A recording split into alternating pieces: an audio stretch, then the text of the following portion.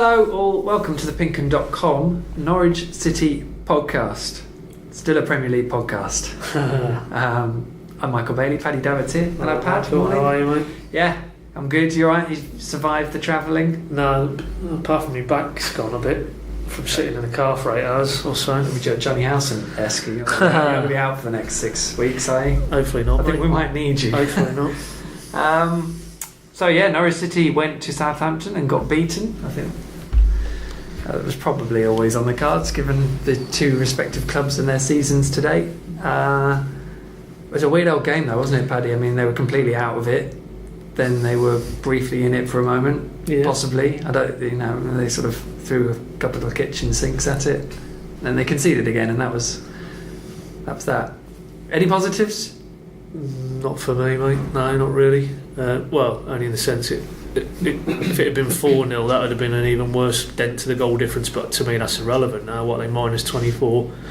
They're not staying up on their goal difference. So, no, probably. But thinking about it now, 2 days on, for me, it was parallels with Tottenham earlier in the season in the sense that you went to a club who were really technically very good, especially through midfield areas, and pretty much from minute one it was a case of how many did they want to score on the day.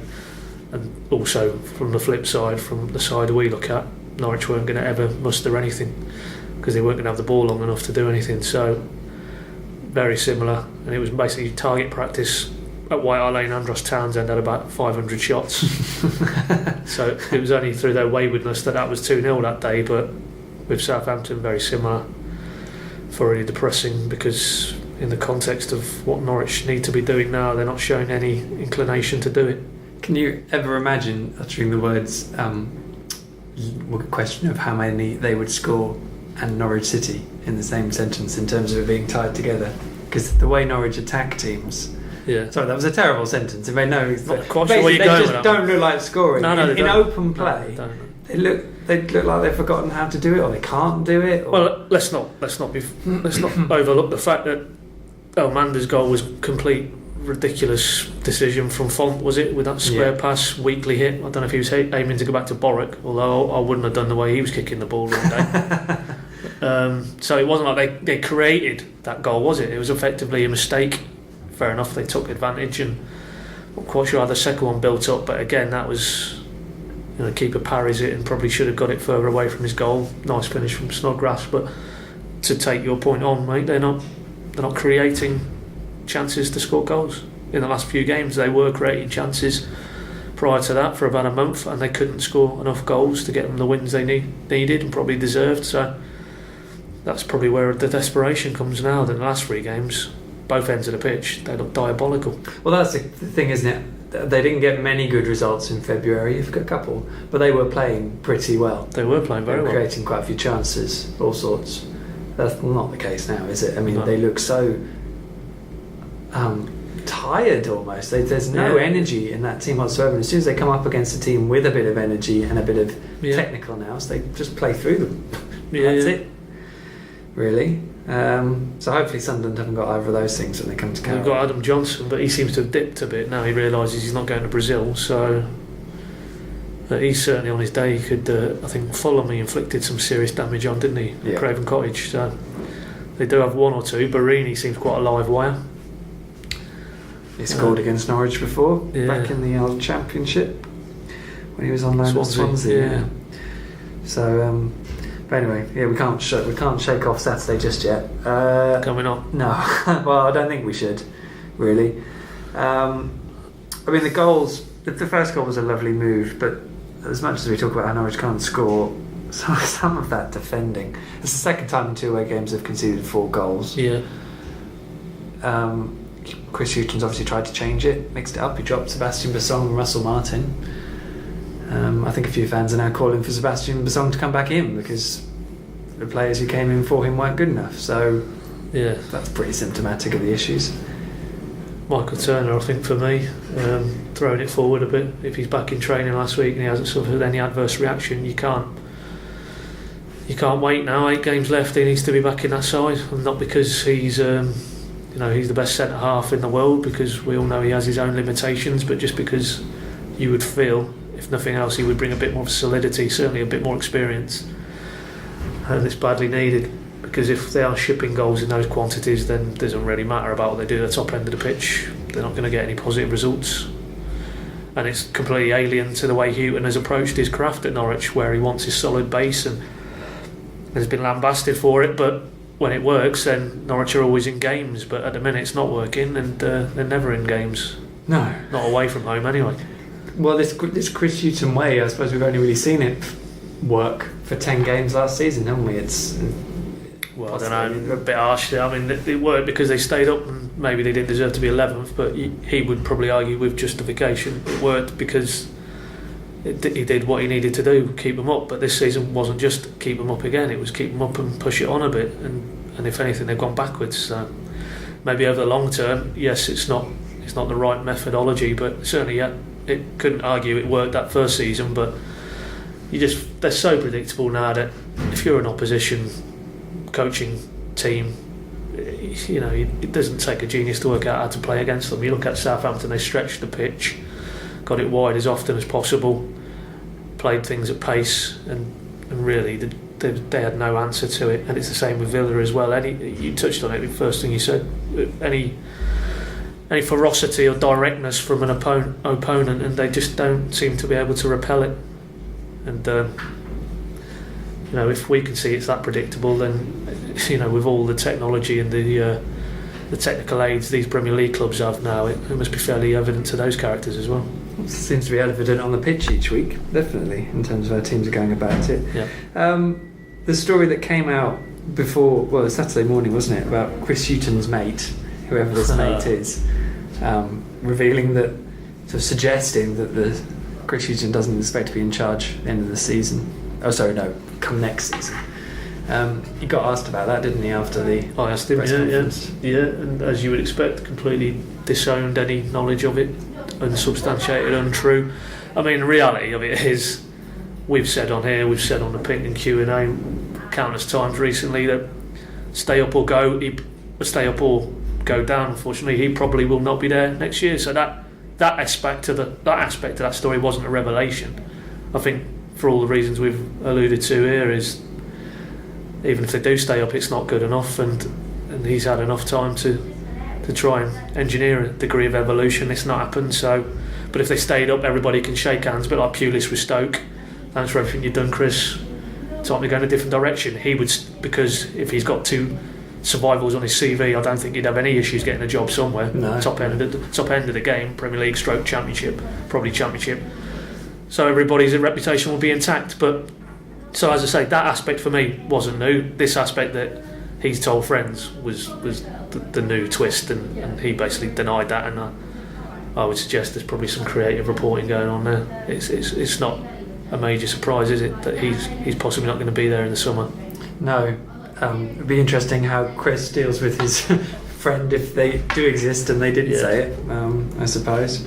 I don't think he felt particularly helped out by... I don't think... I'm not... Obviously, we don't want to get into it too deeply, but there might be other leaks, shall we say, that could have come from, but certainly not from him or anybody close to him, because it's counterproductive. He doesn't need to have to bat away those questions. The situation he's in, his focus has to be entirely on keeping Norwich up. So I see no value in him being the emanation of that source. Let's have a listen, shall we, from Johnny Howson.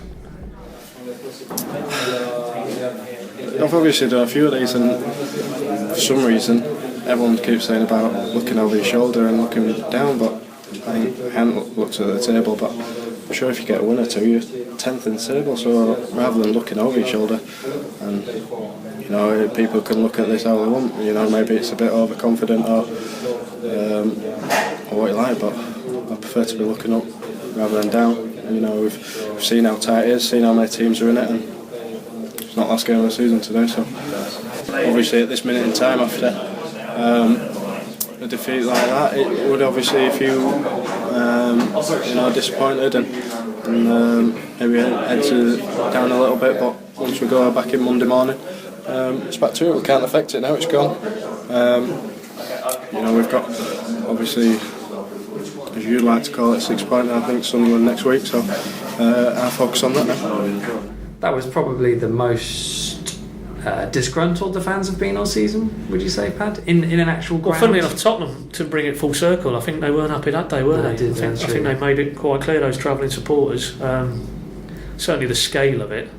Yeah, and the actual types of chant as well. We've not heard those, have we? You know, effectively calling for Houghton to go. Yeah, exactly. Yeah, so that was definitely a new twist, and I wouldn't condone singing that towards the manager, but I certainly wouldn't dispute that those people who've been everywhere and anywhere between Tottenham and Southampton have a divine right to be royally hacked off, because they're seeing nothing at all on the road, are they? It's just desperate stuff. I mean, we obviously go there because that's our job, and our job is to cover the club. And I'm not a Norwich fan. I'm from Coventry. I support Coventry, but I understand that isn't good enough, and they have every right to voice their displeasure. You know, don't think it's particularly productive during a game, but there you go. I think if you were getting performances like the West Ham performance more often than not, I don't think it would be as much. It's not just about the results. That was your benchmark, yeah. Then they wouldn't have any right to, because let's be honest, their own combination of their own profligacy in front of goal, and that Adrian had one of those nights, they should have got something from that game. And you would feel that if they maintained that performance level over a prolonged period, they would get more wins and more draws than they'd lose games. But the reality is, and they would say themselves, the inconsistency is what's killed them. And you're more likely to get a Southampton, Tottenham type of display than you are a West Ham. And if you produce that over the piece, you won't get any points. They do talk a lot about consistency. I can't talk a lot about it. Well, I can't help thinking that they have been consistent. It's just, you know, not great consistency. That's the issue. But ho hum.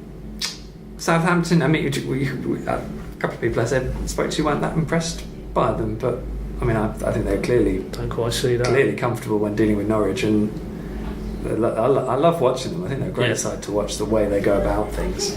There's a bit of swashbuckle about them. Yeah. Do you reckon? Where do you reckon they'll finish?